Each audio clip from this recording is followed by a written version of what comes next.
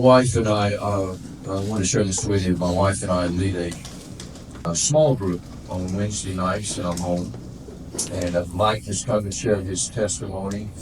We had Dr. Greg Hennett the last 2 weeks to come and teach, and we have a wonderful time, meals and fellowship and praying for one another. And I try to plan everything 3, 4, 5 months in advance what we're going to do. And so my thinking was, this being Passover week, I thought, man, it would be really neat if we could have a Seder Meal on our Wednesday night small group. At least demonstrate, what a Seder Meal is and what it's about. And I thought, I wonder if I had anybody like a Messianic Jewish friend or rabbi in the area that could come and do the Seder Meal presentation. I couldn't think of anyone, and I don't know, it was probably about a month and a half ago. I'm on a Zoom call with Alberto and David Bean and a few other guys and Father Kelly. They were in Magdala, we were here. And find out that Alberto and Michael are going to be in the States the week of Passover. And long story short, they did a presentation at Hope City Sunday morning. And I said, what if you just stayed over and shared with us on Wednesday night? And then I said, we got a men's group that meets on Tuesday night. Well, not only are they from Israel, they live in Magdala, where Mary Magdalene is from. So they came from the Sea of Galilee to be with us tonight. And Michael is going to do a presentation of what the Seder Meal is like in a Jewish home and the symbolism behind it. And not only that, guys, they brought a replica of the Magdala Stone with them. So nobody can plan this, figure this out. This is all like the Lord at work here, and we give him all the glory. So we're honored tonight as a men's group to have Alberto and Michael with us tonight. They come here all the way from Israel, from the Sea of Galilee. They're going to share about the war, what's all been going on there, and about the ministry that they have. So I want you guys to make them welcome right now. Michael and Alberto.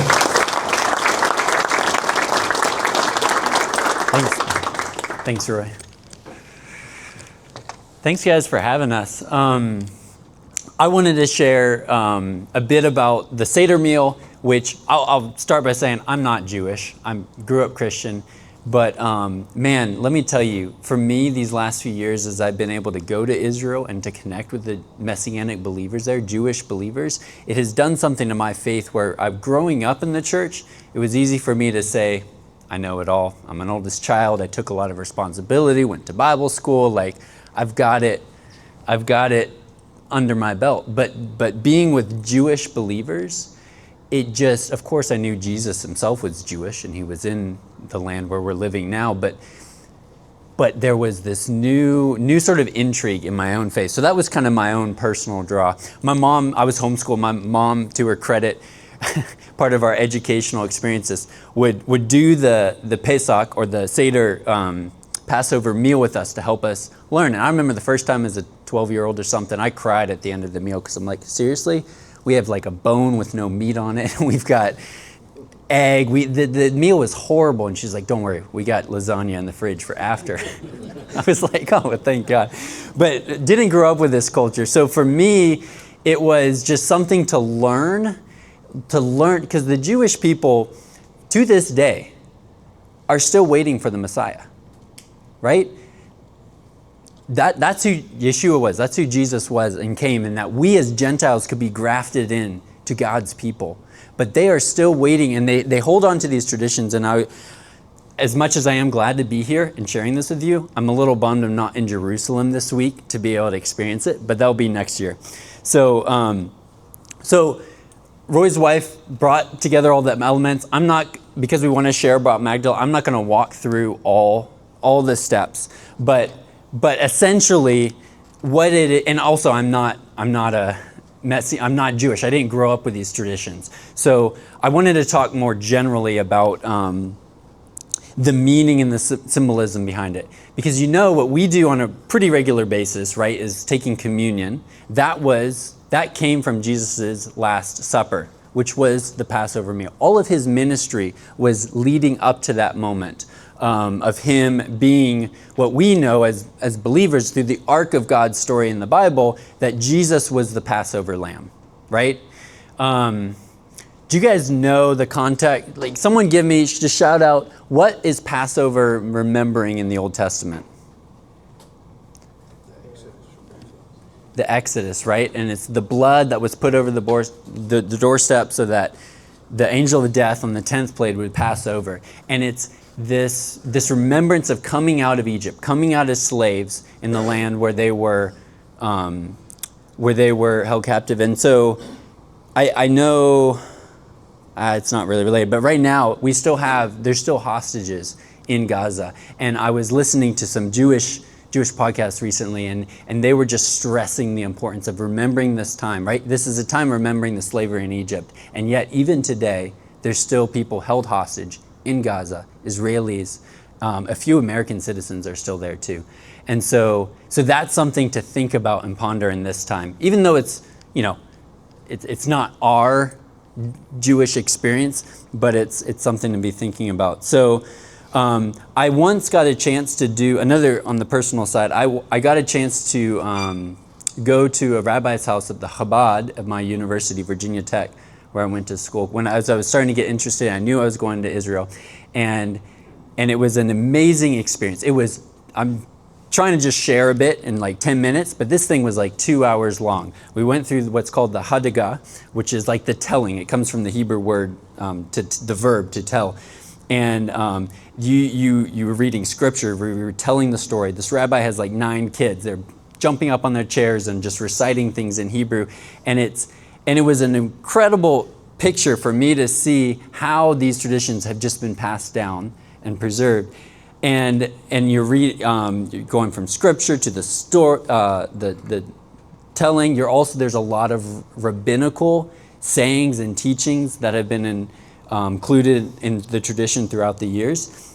Psalms that are sung, and so it was a really, really cool experience to see and witness. But I kept thinking in the back of my mind is like, okay, when do we get to the part about Jesus, right? This is the whole buildup, right? Is that Jesus is our Passover lamb. And then I realized where I was with a rabbi at an Orthodox Jewish community at my school, and it was still beautiful to witness, but it felt like they missed the point. And so that's, I think, as believers, the connection that we can have to Pesach, to what we celebrate as Easter, right? 2 days. He had the Last Supper, he was crucified, and then raised on Easter. That would have been the feast of first fruits. And so, which is, Paul talks about Jesus being the first fruits. And there's a lot at play here. And then 50 days later, you have Pentecost. And that was when, traditionally in a Jewish sense, you would be celebrating the harvest.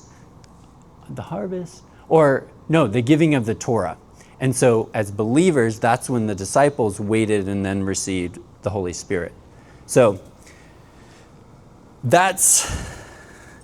I think I'll leave it there and hand it over to Alberto, but I wanted to give some of that. That's my connection to Passover. So yeah, I set up a plate over there. You can kind of see it. I don't think we're going to take as much time to go through it all, but that's where I'll leave it there and hand it off to Alberto, and he'll make the connection over to the Magdala Stone. So, trade you.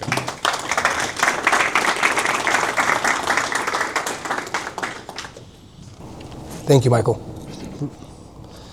So, we're here from the Sea of Galilee, and it's beautiful to be stateside again.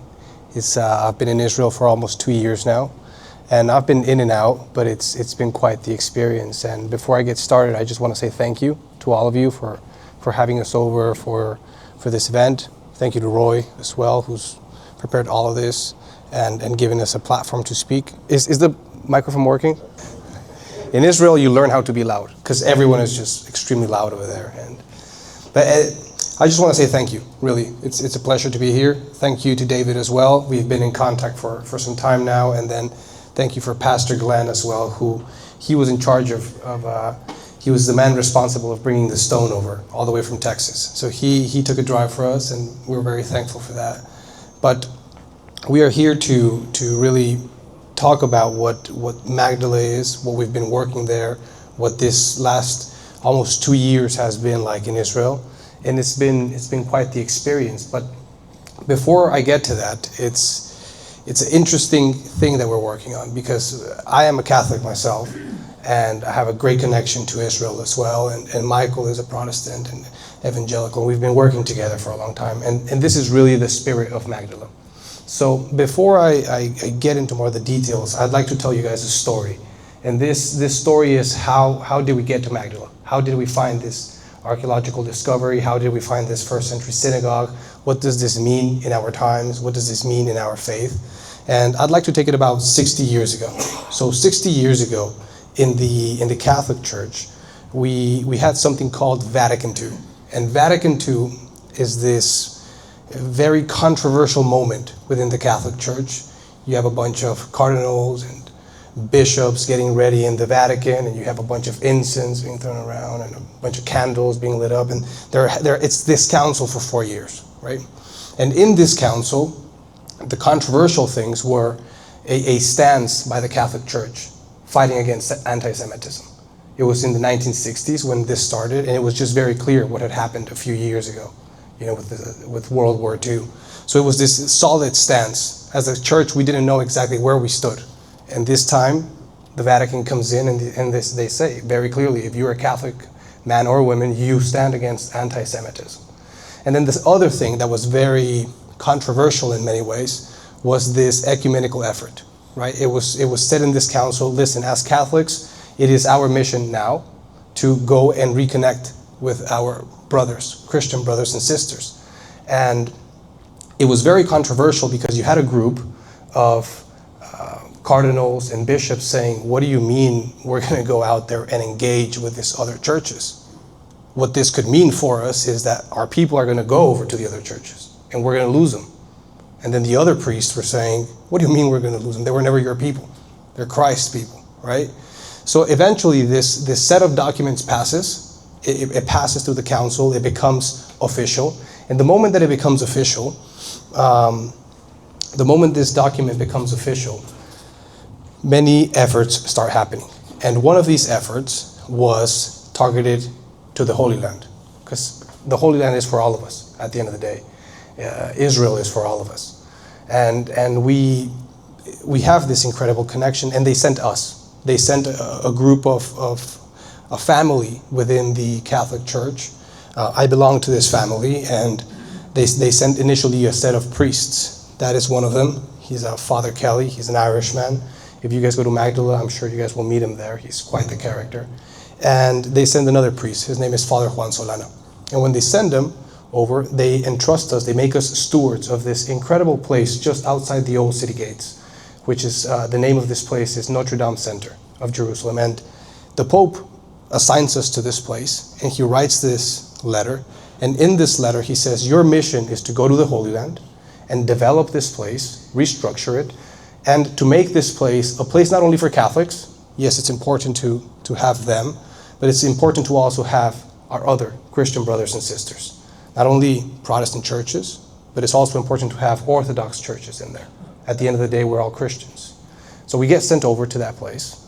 And then at last, what this letter said is, it's not only a place for Christians, Christ believers, but it's also a place, a very important place for us to welcome Jews. And it really is. And I'm going to talk a little bit more about that hospitality that we've taken on.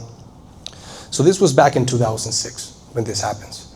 And there was a war with Lebanon. It's a Holy Land, man. There's always war there. So we get sent over there. It's 2006. And funny story, there's Father Kelly was in Arizona at the time, and they assigned him to go to the Holy Land. And he had this car.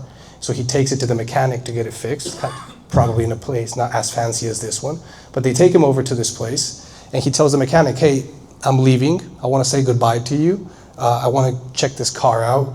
And the mechanic asks him, where are you leaving? And he says, I'm leaving to Israel. And the mechanic just turns pale. And he says, get on my car, Father, get on my car. He drives him to a gun shop, and he says, I'm going to get you 2 guns so you get prepared. So just imagine a Catholic priest showing up to Ben Gurion with 2 guns, That would have been hilarious. So they send him over. And once they send him over, they're receiving all of these groups, Christian groups, left and right, left and right, left and right. And they're constantly having to travel from Jerusalem down to the Galilee area. And when you drive down to the Galilee area, on a good day, it's a 2-hour drive. If there's traffic, you're going to do 3-4 hours, and you're just going to be stuck there. So you're just losing all of this time traveling back and forth. And through prayer and discernment, they come to the conclusion that they need to make a guest house, a hotel, in the Galilee. So we get this project approved, and we go out there and we begin executing. And we have 3 plots of land that we could choose. One of them, the name of this place was Hawaii Beach. And there's some jokes around there that probably that place belonged to an American, just because of the name. I'm like, come on, guys. So we buy this plot of land, which is where Magdala is today. And our whole intention was really just to build a guest house. That's really what it was all about. And as we were digging and digging and digging, we hit archaeology. We hit a fish market. And when we hit a fish market, what happens when you find archaeology, Israeli authorities will show up to your doorstep, they'll knock, and they'll say, hey, there's 2 options here. You can either develop this archaeology, finish digging it out, and not only that, but take care of it. That's very, very costly. Or you hand it over to us. These priests said, no, there's no way we're handing this over. We'll develop it. We'll find the money to get it done. And they did. So they continued to scratch the surface. And as they continued to scratch the surface, there was one day where it hit something solid. And it hit that rock right there. So when we hit that rock right there, which is the Magdala Stone, everything stops, and they pull the rock out, and a bunch of archaeologists, experts from Israel show up. They begin looking at this thing, and they say, this is clearly a representation of the Second Temple. And it was just a massive archaeological discovery, because as we kept digging out, we find a 1st century synagogue. So what happens here is that we're sitting in this archaeological discovery, and our mission that was entrusted since the beginning is just another confirmation, right? Because it's a synagogue, a 1st century synagogue is where all of us are born as Christians. We're born in the synagogues of Galilee. That's where the gospel was preached. And then as we continue moving forward, it's a confirmation of this message. We say, okay, this is not a place just for Catholics and not a place just for Orthodox. It's not also a place for the Protestant churches, but it's also a place for the Jews. It's a 1st century synagogue confirming with archaeological discovery that indeed the Jews were there 2,000 years ago. So we continue digging, and we continue finding more discoveries, and we begin finding coins. And these coins are from the year 29. So Jesus was 29 years old when they were trading these coins around. And it just becomes an incredible grace of God, and very, very providential. And we continue building the site. And the site goes from being a place of simply being this archaeological discovery to becoming and turning into a place of pilgrimage. This is, as it was mentioned before, this is the town of Mary Magdalene. And there is a whole connection to this. Father Juan, who's not in this video, but he's also one of the founders in Magdala, when he joined his Catholic order, he takes a vow of obedience. And in this vow of obedience, he cannot go back home. He can be visited once a year, and he's from Mexico. He goes over to Spain, Salamanca, Spain, joins the seminary, and as he's there, he receives a call one day from his mother. And his mother says, hey, your father is very sick. Looks like he's not going to make it. Just giving you a heads up, I thought you should know. So he had 2 choices here.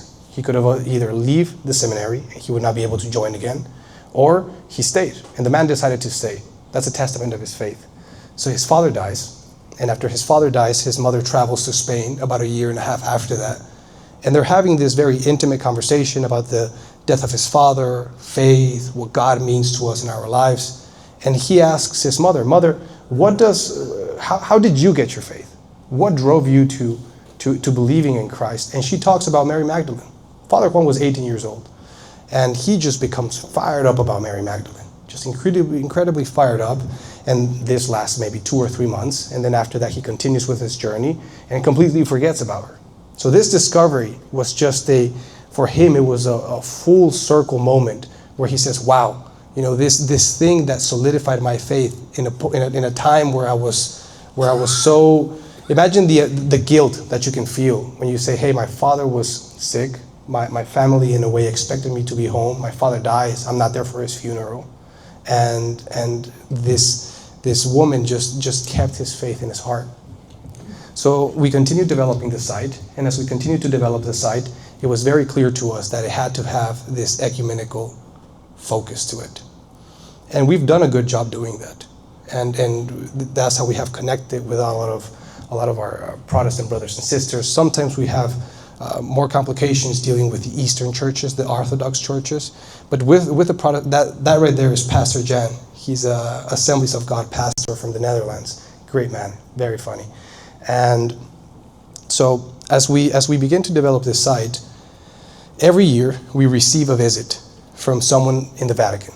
And this person in the Vatican shows up and he does a canonical visit. And basically what this means is that the mission that was entrusted to us, he double checks that we're doing everything right. And we were doing a good job. But the moment October 7th hits, and we see everything that is happening, we were full. We didn't have space for anyone in the guest house. We have a restaurant atop, and there would be busloads that would show up, and we had to leave. We had to let them go because we just did not have any space for them either.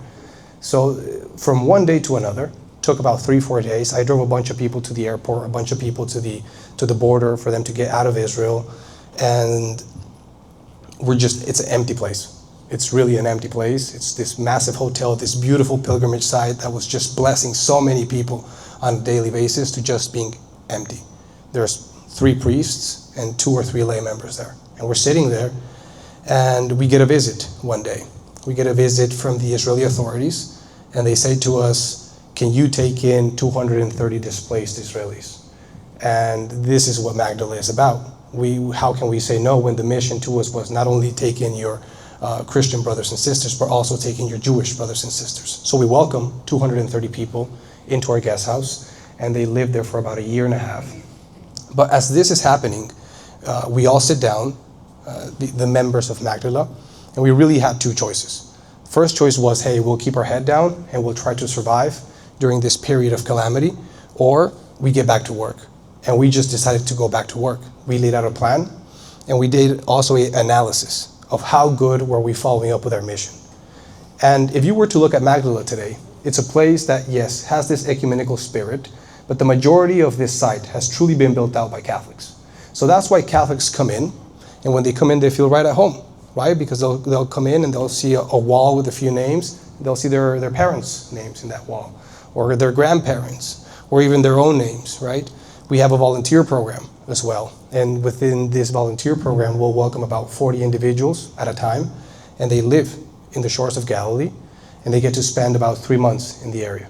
It's an incredible thing because anyone that's been to the land and you go there and you are in pilgrimage, you spend about 14, 15 days maybe. So just imagine how the amount of grace that you receive being there for 3 months. It's an incredible experience. You volunteer in Magdala and you're constantly having this encounter with people, and you can see how God is working through them in real time. That's another thing that's beautiful about the Holy Land. You just see the grace of God working in real time. People getting healed, it's hard to explain it. It's hard to find the words to really explain it. So we get working, and the first thing that we said is, okay, let's review how we're doing in terms of ecumenical work. And it was very clear that although we were doing a good job, we were not doing a good enough job. And we decided to begin developing One Step Closer, which is this step into oneness. The heart of One Step Closer is John 17, 20 to 23. May they all be one. That is really the heart of what this project aims at.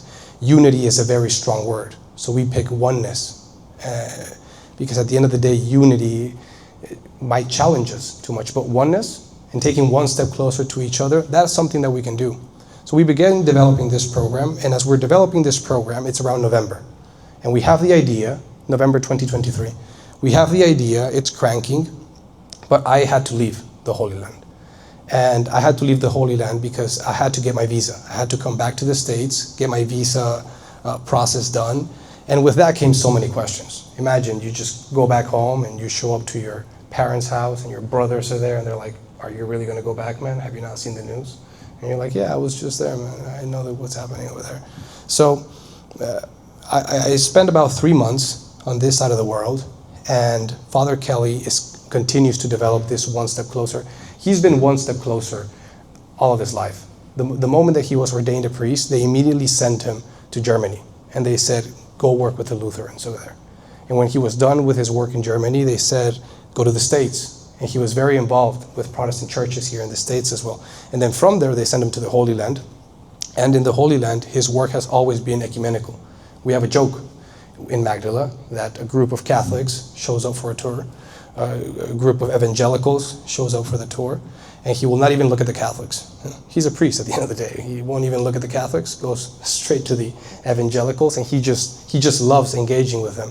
But then if a group of Jews shows up, he forgets about all of them, and he just goes straight to the Jews. And he's really a man of ecumenism and interfaith. So he continues to develop this program, and then Don and David, they show up to the Holy Land, and they have this encounter with Father Kelly, and Father Kelly just starts talking about one step closer. What can we do to work together, right? And there are many things that we can do. We can get involved in this in multiple ways, but really it's about the message, right? Are we going to be a group of Christians that, if we belong to one church and there's another church in front of him, is the pastor from one church a sniper to the other pastor, just talking bad about him and calling him a heretic? Or is the other church a tank division towards the other church? We can't have that. We cannot. And living in the Holy Land gives you this perspective. There's enough tragedy around the world. There is enough division around the world. So what can us Christians do to set the example? And that's what we started doing in Magdala. We received this group of 230 Jews, and at the same time in Magdala, we have about 50 Arab and Muslims working in this place, right? So it's day 3 of receiving these Jews from the north, and we're looking at the dining room, and it was such a difficult dynamic at the time, because imagine you guys are sitting like this. We have round tables as well, and you guys are eating, and you guys are from Iran, from this kibbutz, Jewish, very Jewish, and I, a Muslim, I'm looking at the news.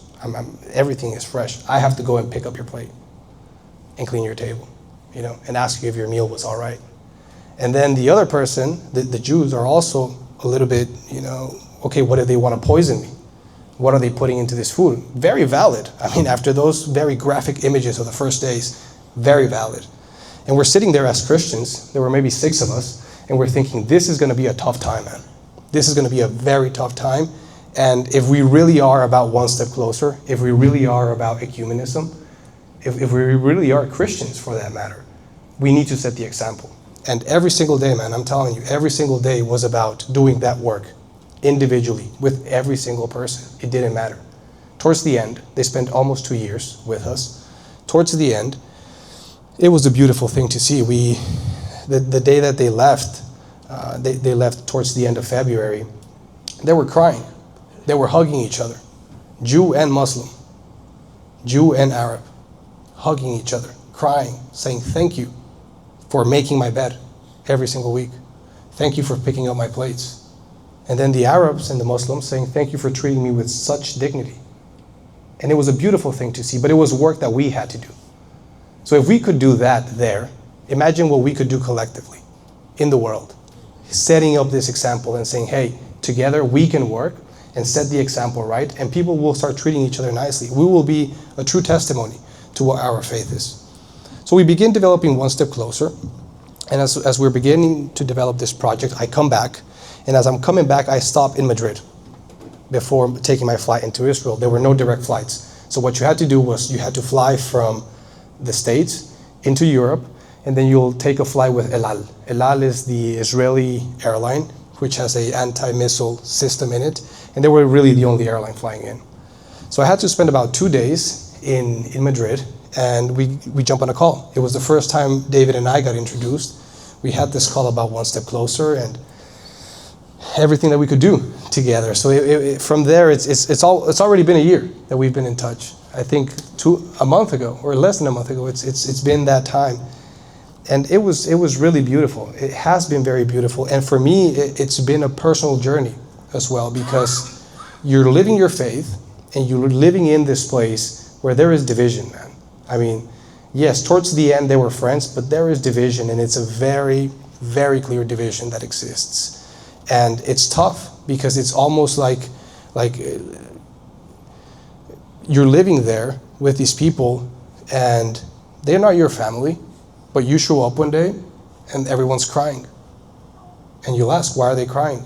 Well, one of their family members just got killed in the war. They took out the body yesterday, you know? And then another day you show up and you have the Arab community crying. And you ask, what happened? Well, one of their grandmother died, right, in the war. So it was really having this immediate contact with what's happening in the war. And then on top of that, you go out and you look into the sky and you're constantly receiving rockets from the north. You know, Hezbollah's just shooting rockets every single day to you. That side of the war was not really displayed in the news. Nobody really talked about what was happening in the north. But I'm telling you, every single day we were getting shot at. You know, there were rockets every single day. Michael, you were there many times. You know what that feels like. And as we're living through that process, it's really learning how to trust the Lord. It's really learning how to say, God, why have you put me in this situation, and why do you want me here? And it truly shaped what this project is about. So One Step Closer is a project that aims at unity. And I want every single one of you to know that there is a home for you in Magdala. We're waiting for you there. And there are multiple ways that you can get involved. This project is really the start of a, God willing, 10, 20, 30-year journey, where just as Catholics feel like they have a footprint in the Galilee, we want the other Christian churches to also feel like they have a big footprint in the Galilee. And the start of this is to develop a restaurant. We're looking to build up a restaurant. As I mentioned earlier, we got to a point where we did not have enough capacity to take people in. And the Israeli tourism authorities came up and they said, guys, we really need another restaurant in the area. And they've been promoting this for years. So that is really the first part of this program. It's the Super Bowl ad. We were able to build this restaurant together. And the intention of having this restaurant together is to have a stone outside and have all the names of the churches, no matter what your contribution was. But have a name of all the stone, in the stone, with all the names of all the churches. Methodist, Presbyterian, Evangelical, Sleepy Catholics. Everyone in that stone, so that it's a testament. People can show up and they can see this stone, and as they're having their meal, wow, these guys work together to build this thing up. Now, the second side of this project is a volunteer program. Inside of this, we already have this existing volunteer program, and we just recently acquired a set of 5 brand new houses right by the shores of Galilee, and that's where we welcome volunteers. Doesn't matter what age you are. As long as you're 18 up to 70, you can volunteer.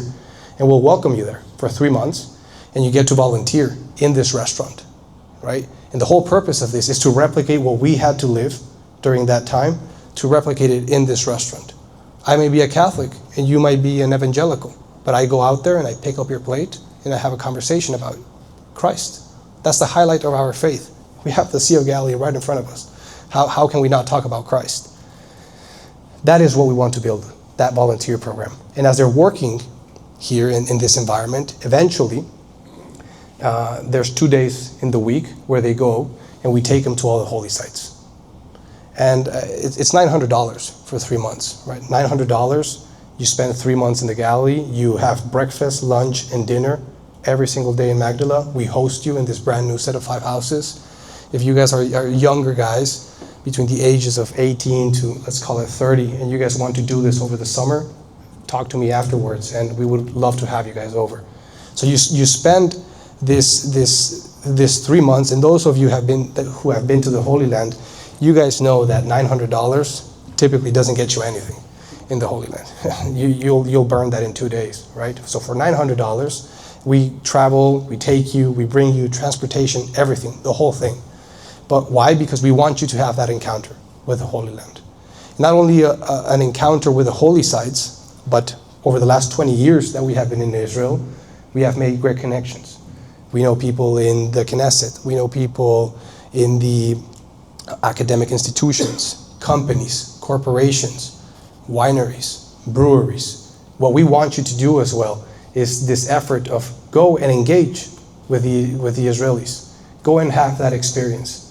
So many times, I'll have conversations with my friends. And the first thing that they'll say to me is, why are you there? Have you not seen the crimes that they are committing?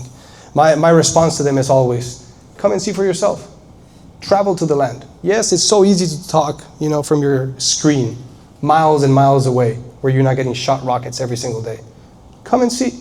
Go into Lebanon. Go into Gaza. Right? Engage with these people. We have done it, and going and engage with them and see who treats you better. And then after that, go to Jerusalem or go to Tel Aviv and see who smiles at you. See who welcomes you. See who opens that door for you.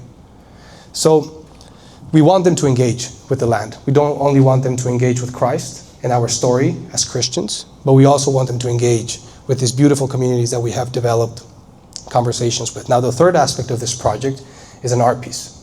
And the art piece, I'm not an artist myself, so I don't know exactly what it's going to look like, but it's really to somehow communicate the John 17 verse. We want that artwork that will be right outside of that restaurant to have that message for people to come in and us Christians to come in and really understand what is this ecumenical effort about? What is this Catholic to other Christian churches reaching out to, and then reaching out back to us, right? Building those bridges. And then the last point, the fourth point, is about the worldwide resonance, the message, right? How can we actually be bridges between each other? How can we build these bridges? And how can we collectively work together? Because there's going to be a lot of work to be done in these upcoming years. After everything that has happened over the last 2 years in the Holy Land, there is a very, very bad rep out there for the Israelis. And what we can do is work together, right, to bring people into the land and have this connection and build this bridge, not only between us Christians, but with the Holy Land as well. That's really what One Step Closer is about. I'm going to play a quick video that explains a little more of the spirituality of this project. Synagogues of Galilee. And here we're in the first one, so excavated from his time to the area where he walked. And when Jesus was teaching in the synagogues about the kingdom of heaven, am I blocking anyone? So many disciples joined him. 2,000 years later, a lot of fractures appeared among his disciples. Over the centuries, they grew. We live in a world that's very divided. We can't afford to ignore this history and this reality. It's time for us to come one step closer, and we can do that. Hospitality, the antithesis to hostility. Think of Abraham and Sarah in their hospitality to 3 mystery-filled guests. How much grace entered their lives? How much grace entered the lives not only of the 12 apostles at the Last Supper, but the entire church to this very day through that act of hospitality. We want to build this restaurant that's here behind me, and to do it together, not just those of us who are here at Magdala, but everybody from around the world, all the different Christian churches chipping in together. So it's your project. It's one step closer to each other. Imagine people coming in here and taking a picture of a commemorative stone with Baptists, Methodists, Presbyterians, Evangelicals, even sleepy Catholics, all together on the same monument, evidence that it's possible to work together. What starts at the Sea of Galilee goes worldwide. It has happened before. So check out our website here and see the opportunities, the possibilities. We would love you to be involved. Welcome to Magdala. Hospitality together, one step closer.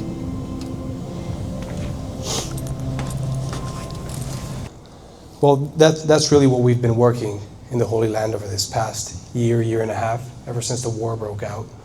But then I also want to open up the floor for everyone, if they have any questions, not only about the project, but I'd love to talk about what we've experienced in Israel, what that experience has been like, what the safety feels like, what traveling there means, does anyone have any questions?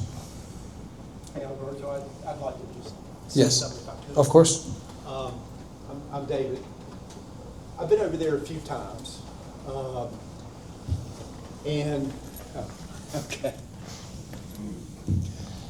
I've been over to Israel a few times with our church. I just want to encourage more so the younger people here, you guys, as well as the older gentlemen my age and older. If there's ever an opportunity that you can, go to Israel. As Alberto said, walk the land that Jesus walked. Learn for yourself. It's better than clicking. It's better than listening to people who may have not been there. Learn, research, be there, experience it yourself. As believers, New Jerusalem, as it's talked about in Revelation, we will all be there one day. When I went the first time, for me it was about connection. The second time turned out to be about mission. And the third time was relationship, because our groups that go over there, we have partners. Every time we've gone over there, there's another dot, there's another connection that's made. The last time we went over there, it was in February of 24, after the war. We went down to Kfar Aza. We went to Nova Festival, very heavy place, and we saw the destruction. But I have to tell you this, if there's a question of safety, any concerns of safety at all, we were not concerned at all. In fact, as heavy as it was when we were down south, when we got up to the Galilee and the Golan, visiting some of their partners, we even experienced a missile barrage, a couple of missiles over the Sea of Galilee. What I think we really heard was Iron Dome kicking in and destroying both of them. But you know, like silly Southern people, we came out of our hotel and just looked up to see if we could look around and see what was going on. But we felt completely safe. That's never been a concern of ours. One thing I would say, you and I have spoken about this, Alberto, and several of us, where in the Bible do you see denominations, the word denomination? Where do you see Catholics? Where do you see Baptist, Methodist, Episcopalian? You don't see that. One step closer is really execution on what God's Word is all about, relationship, and having that relationship with Christ. So I just want to, just in closing, I just want to make that quick statement. If you ever get a chance, talk to Roy or others, or come to Hope City, we'll work out a place for you. Go to Israel, especially the younger guys. It will be the experience of your life, and it will be a change of your life. So, And maybe to add on to that, on both sides, on what it's like to experience the land, but also about the safety. Now it's a much safer situation than it was last year, for example. Probably the most heated time that we lived in the land was back in September. Back in September, the IDF just started to ramp up their operations in the north. We're very close to the north, a couple minutes away. And as they ramp up their operations, well, there was this one day, and I'm sure all of you saw the news, which was the pager operation. When the pager operation happened, we were all stunned, because for more than a year, the data, the information that we were getting on the phone was that Hezbollah was an incredibly capable army, sophisticated army, much more than the army down in Hamas, and that they had intel.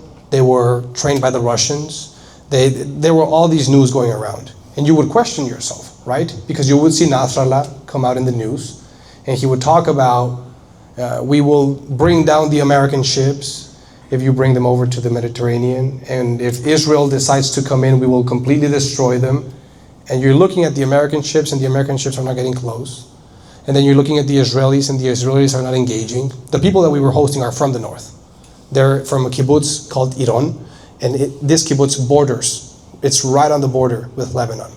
And the ladies and the gentlemen from the kibbutz would say, hey, listen, 40 years ago, there was no border. You know, the people from Lebanon would come and have Shabbat with us, and we would go have dinner with them. There was no problem until Hezbollah showed up. So we would see this news, and we were genuinely concerned. We're getting rockets every single day, and they're not doing anything about it. And we're questioning what's going on here. So we see the pager operation, and when the pager operation happens, we were all shocked. These guys were hiding this incredible ace under their sleeves, and they pulled it out. It was just militarily speaking, you know, modern warfare speaking. It was just, how do you do that? If you look into the history of how it happened, I mean, the IDF sold them the pagers, you know, and these guys purchased them. So when this happens, maybe 3 hours after that, we look up at the sky, and the sky is filled with rockets. We're just coming in. And we get a call from Jerusalem. And when we get this call from Jerusalem, it's our superior saying, hey, I think you guys should come down to Jerusalem. Huh? Father Kelly looks for me in Magdala, and he says, hey, I just got a call from the superior. He says that we should go to Jerusalem, but there's no need for that, right?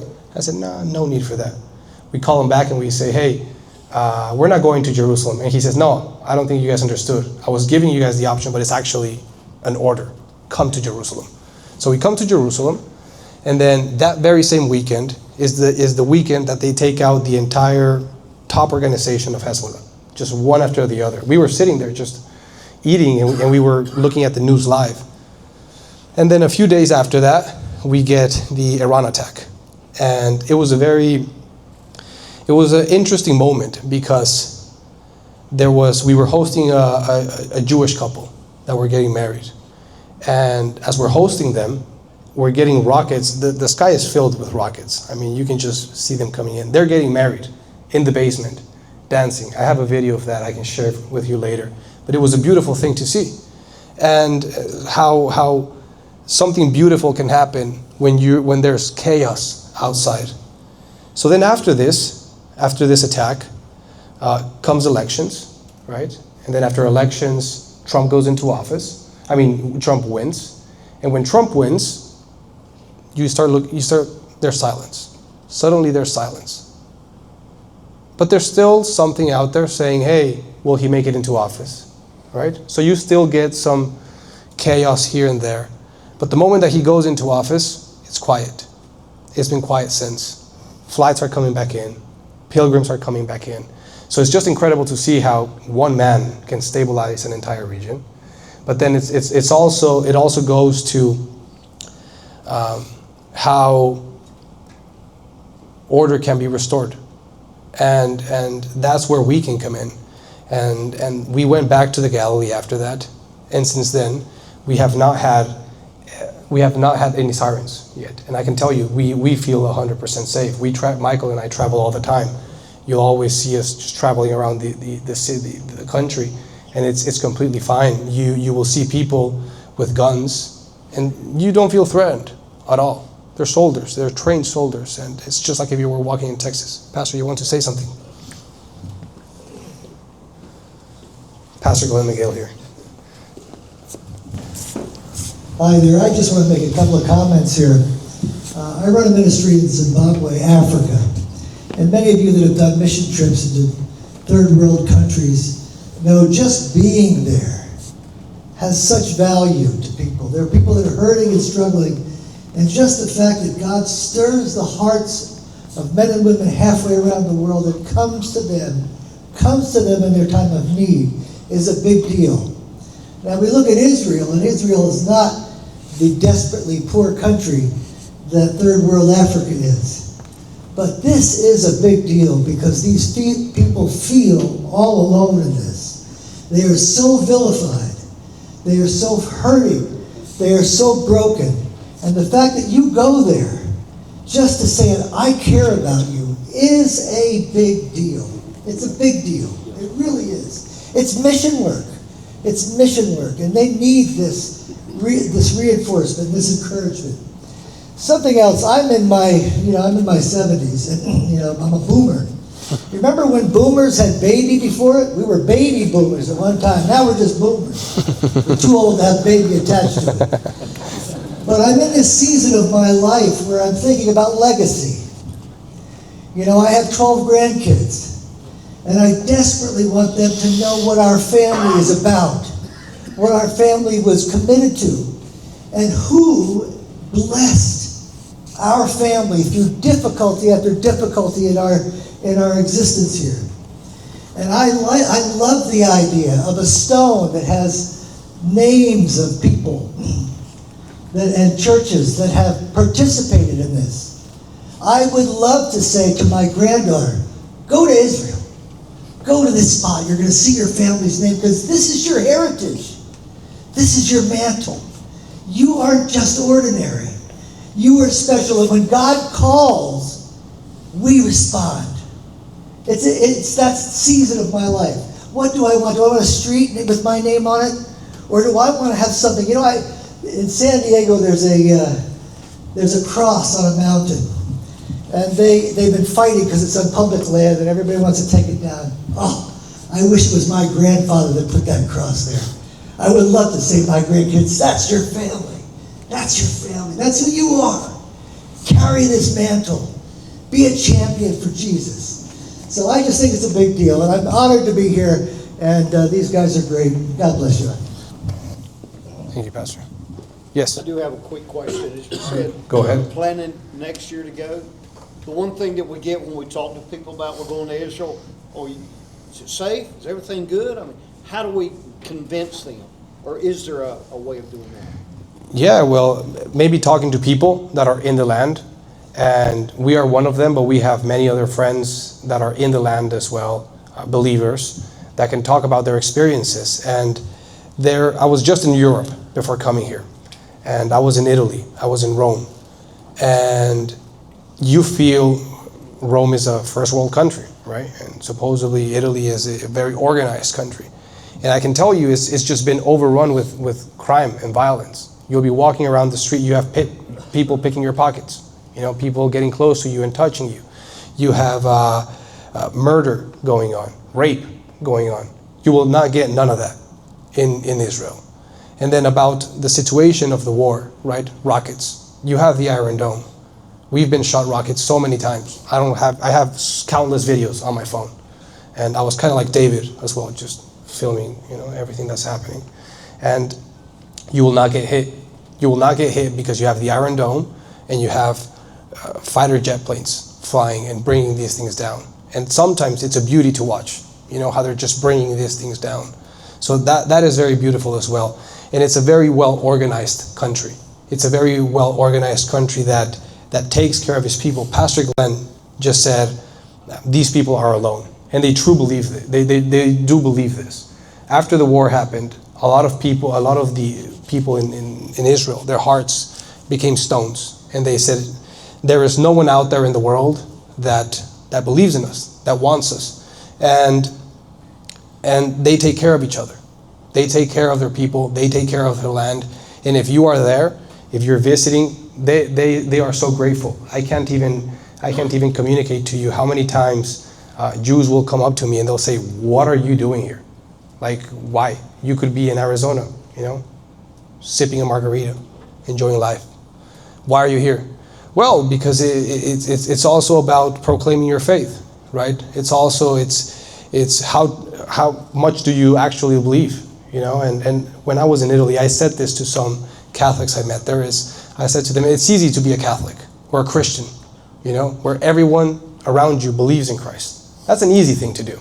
But go to a place where you are the minority, right?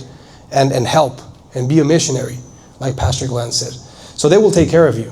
They will take care of you. You will walk around the old city gates, and there will be people taking care of you, and there will be people taking care of the roads, and there will be people taking care of the restaurants and the supermarkets and the holy sites, and everywhere you go, you will be taken care of. I've never felt like my life was in danger.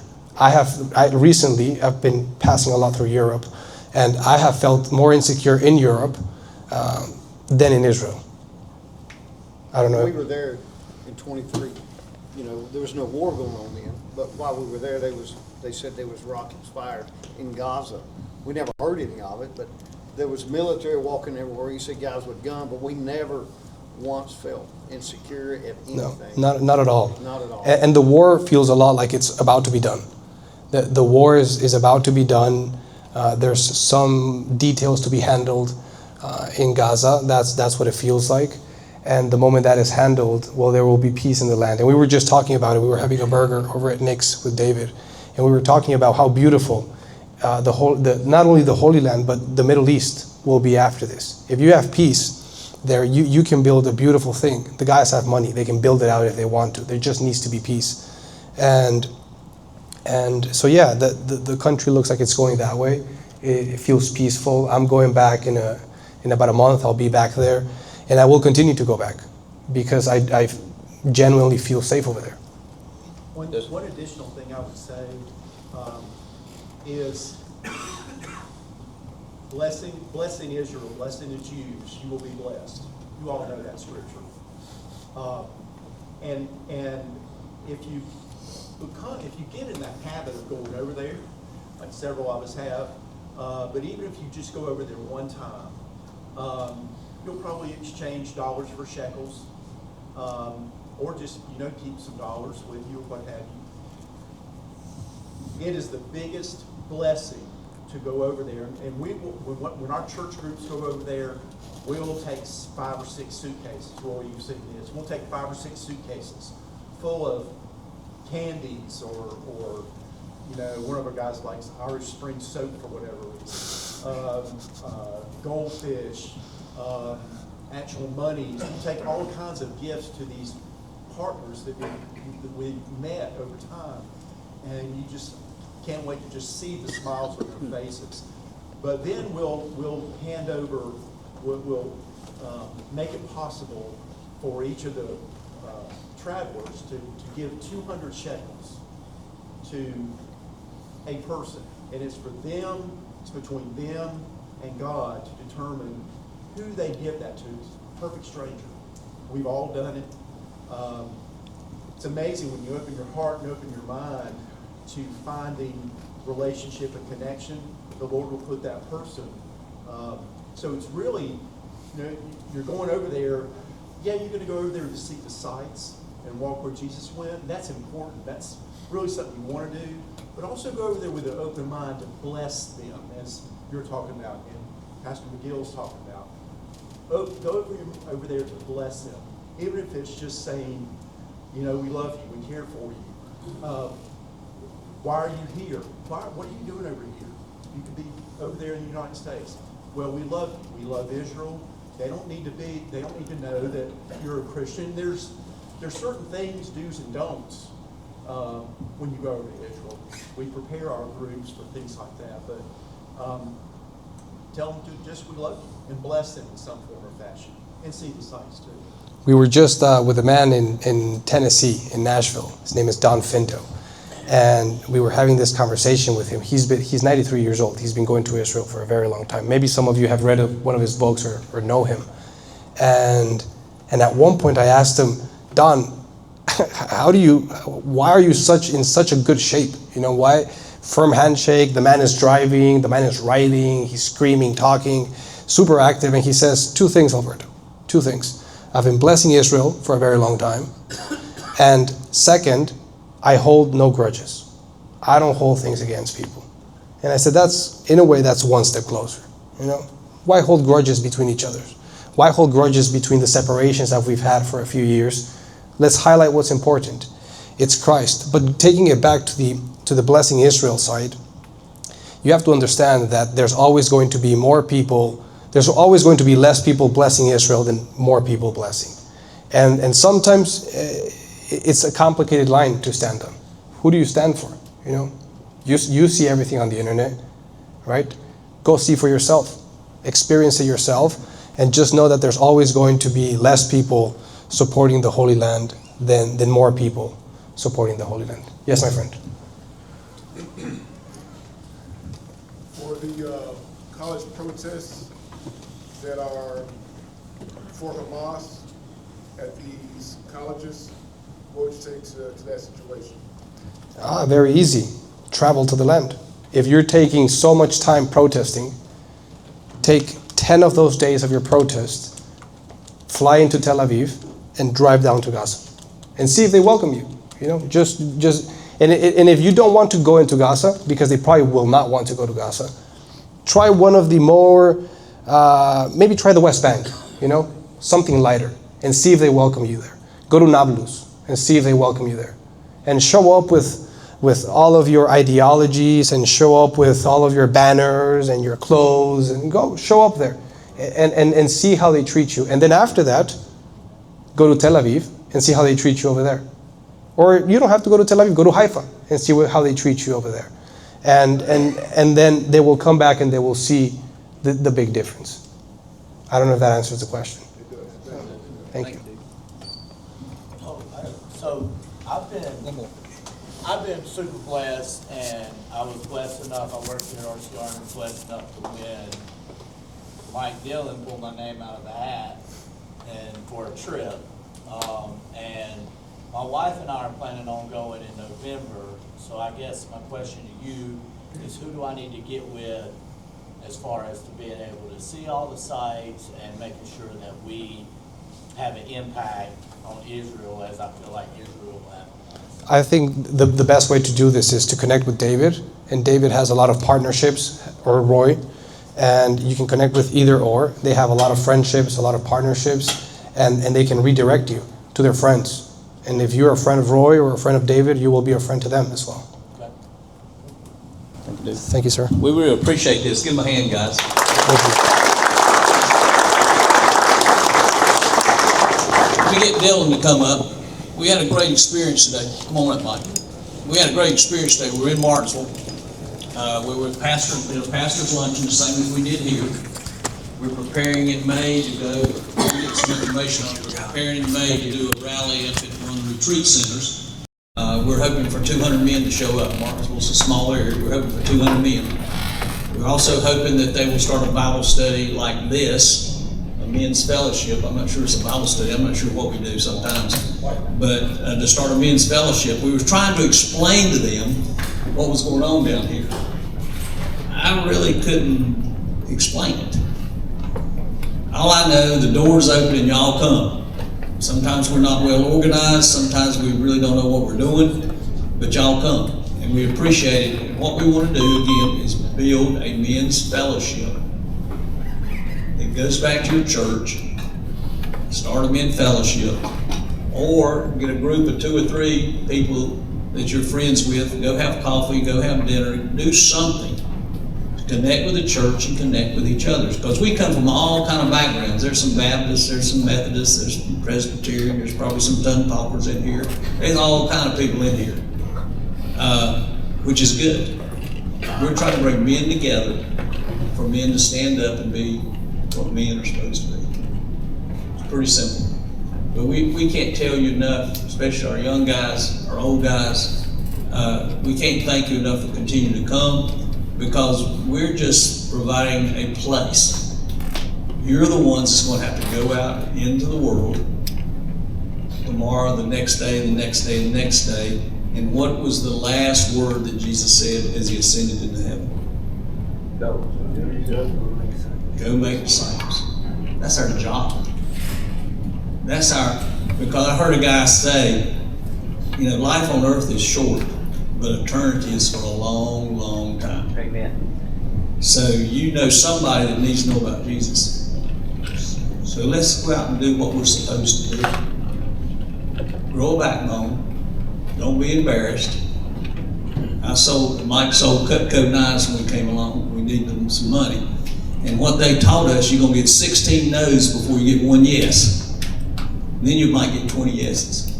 So you're going to get a lot of no's. But don't let that discourage you from presenting yourself in Jesus Christ as you know Him. That binds all Christian faith together. It binds all men together. But I'm really proud of Dylan. He did a good job today. we sort of go on at each other, but it's iron sharpens iron. Amen. And he keeps me on my toes. He has some weird questions sometimes. I don't have a clue what he's asking. But, you know, the guy's just out there. What you see is what you get. And isn't that honesty? And that's what we want to see from all of us. What you see is what you get. And just love one another. And I love this guy a great deal. It's nothing I wouldn't do for him anytime he calls, except at 4 o'clock in the morning. That's the only time I want. But I want Mike to share, close us in prayer, and anything he's need to say as we close out. Bring a friend next week. Second half of chapter, where we at? 6 and John too, guys. We're gonna get back in the Bible a little bit too for the next couple of weeks. But Roy, I want to thank you for bringing these men here tonight. The Magdala Stone, we'll let you guys have maybe 15 or 20 more minutes tonight if y'all want to hang out for a minute before we turn the lights off. But thank you guys for coming. I got a couple things. May 15th, is that the deal in Martinsville, right? Yeah. Right, May 15th. Is that a Tuesday or Thursday? It's a Thursday, right? Thursday. Thursday. It's a Thursday. We don't meet on Tuesday. Okay. This is Tuesday. This is Tuesday. Okay. It's a Never Thursday been on night up there in Martinsville, guys. It's going to be a hometown men's fellowship. What we've done here, you know, and I would love for you guys to come. We're going to, you know, and be a part of it and show these other men, because I would like to point you out and say stand up or do something to say, hey, look at this. This is the men that are there and at home and that we get together every week. And, you know, I know it's a Thursday night and it will be late because they say it's Martinsville. It's on the northern side of Martinsville. Okay, so I'm not gonna tell you it's a short ride because I got tricked on that one. I'm at Martinsville at the track. And I said, all right, I'll be up there. And I said, well, she's here in town somewhere. Next thing I know, about 30 minutes later, I'm still riding. I'm like, and Andy got a little, like, it's still in March, it's not 15 minutes. I said, well, your 15 minutes and my 15 minutes is a little different because I drive pretty fast. I said, but I trust just 15 minutes in your watch. But anyway, I'd love for you guys to come up, and if we can figure out a way, I don't know how we can do it in groups or something like that. I'll rent some vans, 15-passenger vans or something like that. If guys would like to do something like that, let Mitch know on our website there. I don't know, how many of y'all saw the thing we put out with Ray Wright, our strength coach and pick coach, put out? Did y'all see that? It's on the, did you watch that? I tell you, you should go, is it on there? Can they go see it? Ray he's taking jiu-jitsu. He talks about a white belt. First, when you walk in to train for jiu-jitsu, you come and say, hey, I want to do this. And you buy a gi, and you get a white belt for nothing, for doing nothing. All right, so I'm going to leave it at that. And y'all go see this man. And he can pick up that rock by himself, too. So that's pretty cool. I want to ask another question. I was sitting back here, one step closer. Come up here and answer this, because this is going to be, I sat there and listened. I'd like to have a little more clarity. What exactly one step closer means?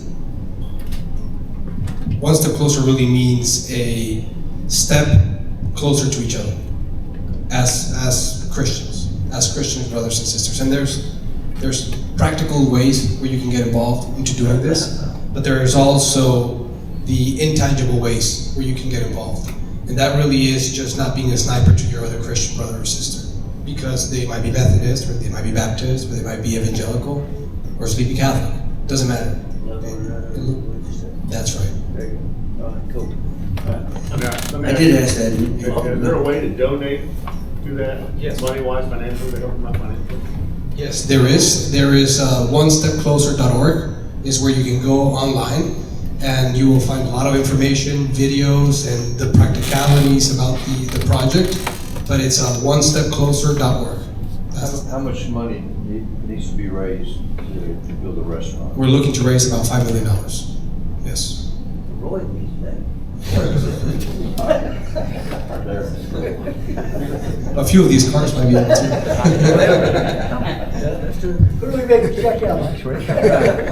Well, thank you for that. And so don't forget, guys. Go ahead. Sorry, when he was talking about one step closer, what it reminded me of, or made me think of, and we talked about this in Bible study at lunch, was Jesus, the King of all kings, washed his disciples' feet. And in that time, you never saw a king get down on his knees and wash a servant's feet. And not only that, is he washed Judas's feet, knowing that he betrayed him. So I think that's the meaning I got out of One Step Closer, especially when you talked about the Islamics and the Jews, you know. So that's, I don't know, It's encountering your brother or your sister. right. Cool, so we still have, we're going in September to Israel. Right now we have 6, We got seven, Seven. maybe eight guys. maybe 8, and we're going for 12. 3, got 12. We're wanting to go get 12. So you want to get with Roy or Mitch, and if you have any idea or interest in that, let us know. I'm excited about that, and I'm going. I'm going to talk to my wife. I might end up staying for a while. Anyway, Magdala's taking volunteers. yeah, I heard that volunteer thing. The cost is right at $5,500, which includes airfare, hotels, 2 meals a day, ground transportation, tour guide, and all that. So it's an all-inclusive except for 1 meal a day, which we'd eat on the road. So I don't have the exact date. Rick, what was you might know the dates better than I do. We're leaving on a Thursday, and You said something like the 9th. they will come back a week. Oh, is it 19th and 26th or 9th? Yeah, Yeah, we're 19th. looking at 2 different. That was times. 11th to the 19th. Yeah, something like that, yeah. But we'll know for sure in the next couple of weeks and have everything locked down and the exact itinerary. But look, if you go with Magdala is definitely on the itinerary. Right on. We're going to go. Hopefully, maybe get to see you guys. Yes, you will. Right, that's cool. Hey guys, we'll do one more thing real quick on the Bible study. So we're going to read. We'll put out chapter 6. We'll go to the verses that we're going to read. We'll put it. We're talking about putting a little more content on the website. Is that what you call it? YouTube. Yeah. Facebook. Facebook. Okay. YouTube. And we'll so that way when we come in, everybody will be more familiar with what we're going to study. And then you can have your questions and thoughts and all that to give the feedback, because I just absolutely love the feedback from everybody, the difference of what we all see when we're reading it. And we'll start doing that as we grow this thing. So just again, thank you all for coming. This is an awesome thing. And again, thank you guys. So we'll be loading that rock up here in a minute.